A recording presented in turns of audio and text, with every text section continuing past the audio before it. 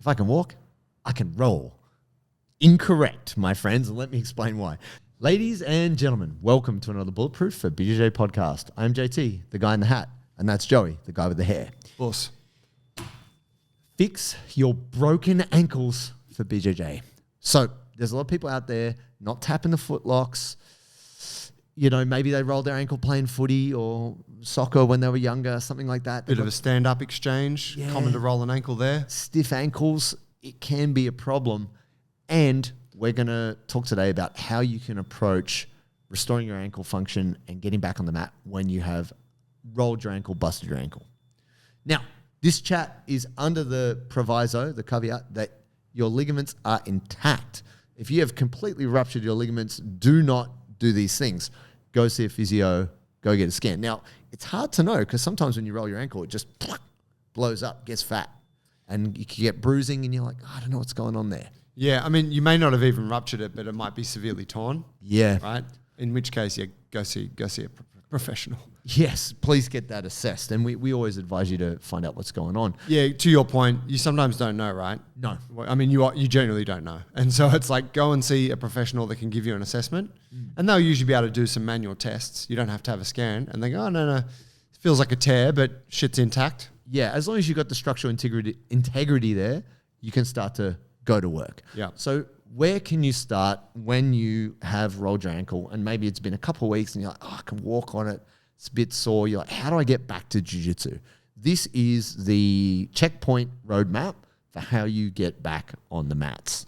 So the first thing you need to do is restore range of motion. So I busted my ankle really bad back in 2014. I got foot locked terribly.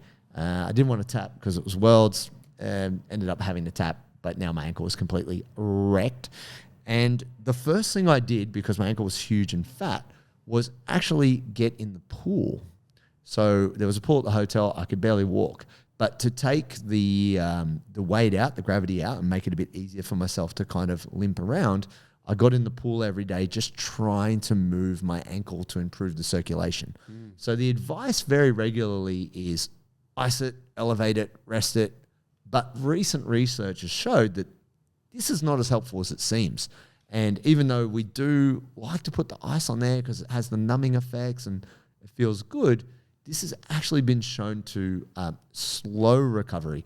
And even though elevating your ankle can be good to help that cankle decrease, not moving your ankle can also slow it down. Have you ever had a bad ankle, Joe? Yeah, f***ed it up big time playing football. Yeah, movement is the main thing, huh? Like you got to move it a lot. It's going to be sore. Yeah, I think that ice and elevation can be good to help deal with some of the soreness. Initially. You know, so even if you're like, say you're working it and you're moving it a bunch during the day and like pushing it a bit and you're in the gym doing stuff, yeah, then when you're watching TV at night, it can be nice to elevate and put some ice. Going to take the pain away and then you can go to sleep.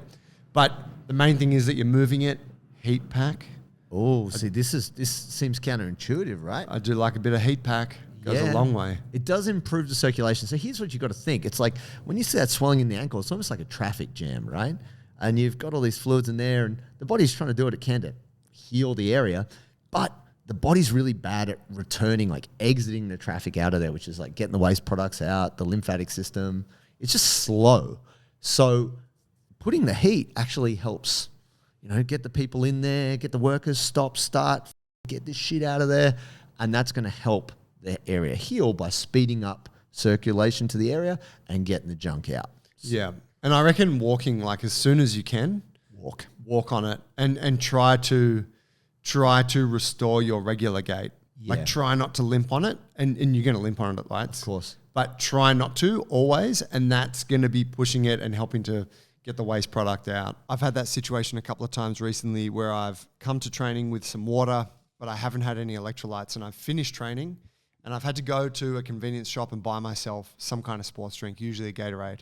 Cost me like $7. It's small and it really doesn't contain that much of the good stuff that I'm looking for, which are the electrolytes. Sodi, on the other hand, is my partner when it comes to hydration, and I'd simply just run out of it. And it sucks because I got to go buy expensive stuff that doesn't do anywhere near as good a job. I'm super stoked that we've been restocked with the Sodi, and now I can be properly hydrated when I train jiu-jitsu. This has always been an underexplored aspect of my training, and I'm so stoked that we now have these guys in place to support us and also the listeners of the show. So if you want to be hydrated on the mats so that you can perform at your best and have the best mental clarity while training, get yourself some Sodi. Go to sodi.com.au. That's SODII.com.au. Get yourself some delicious hydration salts and use the code bulletproof15 for 15% off. Go to sodi.com.au. Get yourself hydrated. Yeah, some regular range of motion. Like until you've got your normal range of motion back, it's hard to do things. But another thing you can do which will help regain your confidence, and this seems counterintuitive, right? When you got a bad ankle, you're like, oh, I want to stay off that. No, I don't want to put weight there. But actually what you need to do is restore your proprioception, your balance, your ability to feel what's going on. Because some people, when they hurt their ankle, they either have acute pain or sometimes they get numbness. Like toes are a bit numb or circulation's not there and they're struggling there. It's really important for you to get the feel back of what the hell is going on with your ankle. So 2 things that I found helped me. One was rolling out the arch of my foot and rolling out my calves on a spiky roller, like getting massage, because that helped with the circulation. And the second one was balancing on my foot, on my bad foot. And so when would I do this? I would do this when I was brushing my teeth, or I'd do this when I was just like waiting for a coffee, or just little 30-second grabs where I could just stand on that foot and try to get the vibe back on like, where are my limits? Because the worst thing is if you don't spend time doing this, you are much more likely to re-injure, and that can happen. Yeah, and the I guess the proprioception thing to sort of simplify for folks, when you cop an injury like that, that joint or that limb, like your foot, becomes a bit dumb. Yes. And so like there's an intelligence that's inherent and it's in your coordination and your strength, and it's, you know, it's all those things combined. When you cop an injury, it becomes a bit dumber. Can't switch off. Yeah, and so you're like, oh shit, like I can't balance on that leg anymore. What the f is going on? That's kind of an example of it. And so, yeah, it's kind of like studying a little bit, right? In a way, like to get it smarter again. Yeah. To get it smarter again. Get it smarter again. Make it more smarter. Most smarterest. You get the point, right? So yeah, balance work, single leg stuff. A good drill that I used to say with my knee was doing a bunch of balance drills, and then once they felt fine, was then doing it with my eyes closed. Oh, which just added a whole nother layer to it. Shutting the eyes is such a much more challenging way to do it. And get out of the shoes, folks. Here's the thing: like a lot of people are like, oh, I'm in the boot. You know, like the moon boot, what have you. You know, like one of the first things that doctors like to do, I don't know if they're getting kickbacks for supplying these huge things, but they're like, yeah, go in this moon boot, which has a very unnatural rolling effect that you just don't use when you normally walk. And it's really, in my opinion, it's actually the worst way to go. Instead of like, oh yeah, I'm going to go to Anaconda ankle braces and just wrap it up like this.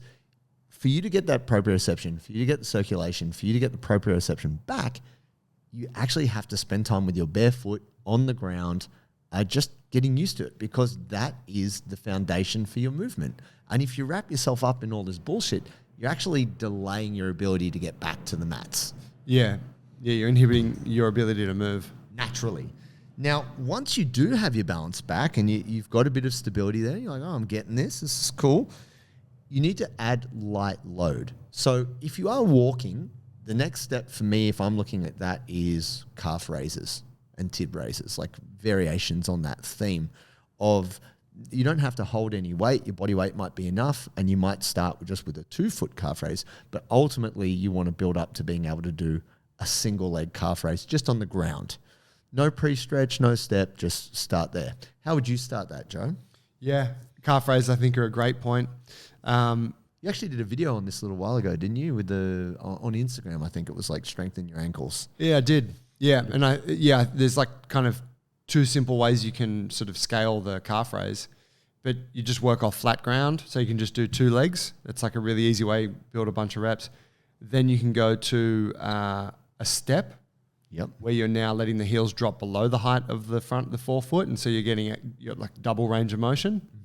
2 legs. And then I'd go back to the floor on a single leg, and then go back to the step on a single leg. Very nice. Yeah, and I mean, when you're doing single leg calf raise, like they're really hard. It's way harder than you think. Yeah. It's crazy. I think they're a great all-rounder for ankle injuries, but also for knee. Yes. Yeah, and they're high percentage. Same thing, like you're saying, like when you're waiting for your coffee or whatever. I will sometimes just do like little mini like calf pumps. Yeah. You know, because I find it like if I'm feeling my ankle, like I'm feeling my right ankle now from training on Monday. I guess someone footlocked me, like tried to, and I just whatever got out of it. But I'm like, oh, it's a bit sore. I don't even remember what happened. But so a couple little calf raise pumps when it comes to mind will usually make it feel better. Yeah, definitely. Get the blood in there. And this episode is brought to you by Parry Athletics, the exclusive apparel sponsor of the Bulletproof for BJJ podcast. We've been working with these guys for quite some time now. We absolutely love the company. We love their gear, both for training and also just looking slick off the mats. They got excellent no-gi wears, shorts, t-shirts, all that cool stuff. If you want to get yourself into some Parry clothes or you want to rock the Bulletproof for BJJ exclusive merch, you got to go through Parry, go to parryathletics.com and use the code Bulletproof20 to get 20% off your order. They ship internationally. Once you have incorporated this, and this is something you don't have to do it every day, but factoring it in regularly is going to speed up your ability to get back to jiu-jitsu. And the thing is, for most of you out there, you're like, I can walk. If I can walk, I can roll. Incorrect, my friends, and let me explain why. There's a couple more steps we need to go here. Once you've kind of mastered the light load and you're like, all right, I'm ready for the next step. Strength. We gotta add some weight there. So one of the movements I really like is to either holding a kettlebell or a dumbbell, whatever, on the side of the injured leg, just holding it by your side and doing a weighted calf raise. And doing it on a step is great, but adding that little bit of extra load is awesome. And I like 3 sets of as much as you can handle at that load. Like completely pump your calf out. That's my kind of thing for the strength component. But then there's another element. There's another layer on that. And you're like, God, is there any more? Dynamic. This is hopping. This is jumping. This is lateral. See, at the moment, we've just kind of worked on the kind of normal forward-back linear motion. But actually, in terms of stability, you got to look at the side to side, and that's typically where people are vulnerable. Yeah, and it's also like it's one thing to be strong, but strong is usually slow. Yes. And you're not absorbing force. Yeah. Whereas we go to the hopping, like plyometric stuff, and now your body's having to absorb force in a short space of time. Yep. And this is moving more towards the athleticism that's actually kind of required for jiu-jitsu. It's not essential. There's plenty of people that are unathletic that are right, but when you're standing up or when you're scrambling and stepping and like trying to like, there's a lot going on there, and so we want to be able to try and replicate it in the gym somehow. So I mean, often people will be like, "Oh, I don't hop in jiu-jitsu." Well, if someone's on a single leg and you're defending, you are hopping, no question. Someone's trying to sweep you, and you just got to stabilize, and you're hopping to the side. If you've got a squeaky wheel, if you've got an ankle which is injured and you're trying to get it back to, rolling ability, your ability to take dynamic loads is really important. So if you can't control you got to be able to take loads, just huge loads right in the back. No, I think the most important thing is it more than just knowing that you can walk up and down stairs and do these basic life things. Hopping side to side is a big deal. And even getting able-bodied people, you're like, oh, I just want you to hop side to side. People stack. Yeah. They just eat shit. Like people don't spend enough time doing it. And as a result, it's like, oh, it's my bad ankle. Oh, I tweaked my ankle again.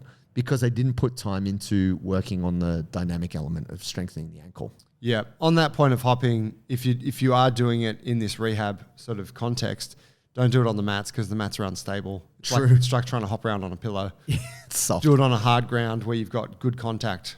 Hard surface, barefoot.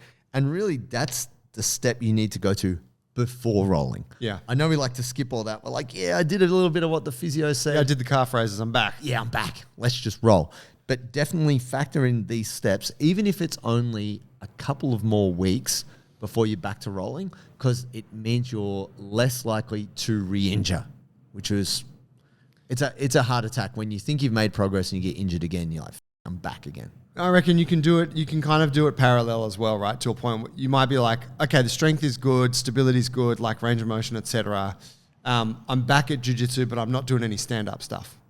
You know, as an okay, or drilling. fair. Yeah, right. You're just working off your back, or you're just drilling or whatever, while being in the gym working on the dynamic stuff, the hopping and whatnot. And then when you're like, cool, I'm good now, you go back to full-scale training. There it is, folks. Fix up those broken ankles for BJJ. Now, if you like this stuff and you want more people to see it, like, subscribe, and give us a 5-star rating. We appreciate you all. Thanks, guys.